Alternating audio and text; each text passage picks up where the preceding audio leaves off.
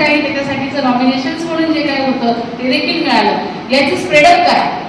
आपल्या शेजारची शाळा असेल, आपल्या शाळेतल्या युवा शिक्षकांना तुम्ही सांगितलं पाहिजे की गेल्या वर्षी मी याच्यात सहभागी झालो तर मला याला हे मिळालं। बक्षिसासाठी कोणीच काम करत नाहीये, पण बक्षीस हे सुद्धा प्रेरणेसाठी काय असतं, महत्वाचं असतं। त्याच्यामुळे मला सांगायचं आहे की सगळ्या शिक्षकांपर्यंत हे पोहोचवा।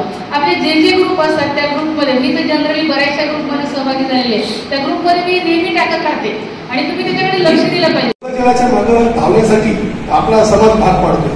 आता शासनाचे प्रतिनिधी आम्ही म्हणून जरी असतो तर इंग्रजी शाळा ज्या पद्धतीने प्रमोट केलं जाते, पिवळ्या गाड्या ज्या पद्धतीने खेड्यापाड्यात पळत आहेत, ते खरं म्हणजे आपल्या विद्यार्थ्यांसाठी घातक आहे।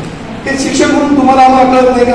मी म्हणतो कळत नाही, आपल्यालाच कळत नाही, कारण आपले लेकर त्या शाळेत जातात। इथं बघितले खूप जणांचे जात असतील किंवा जात नसतील मला माहिती, परंतु आपल्या शिक्षकांचे लेकर त्या इंग्रजी माध्यमाच्या शाळेत जातात। आपण कुठल्याच तोंडानं सांगणार की मुलाला मराठी माध्यमात मातृभाषेमध्ये शिकवा म्हणून।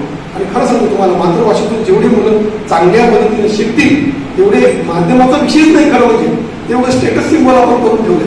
कुठंतरी आपण त्याचा विचार केला पाहिजे आणि ती बाब आपण सगळ्यांपर्यंत स्प्रेड केली पाहिजे। सर, मी लातूरमध्ये असताना आम्हाला एक शिक्षण समिती ठराव झाला की आपण सेमी इंग्लिश करू। उद्देश काय होता साहेब?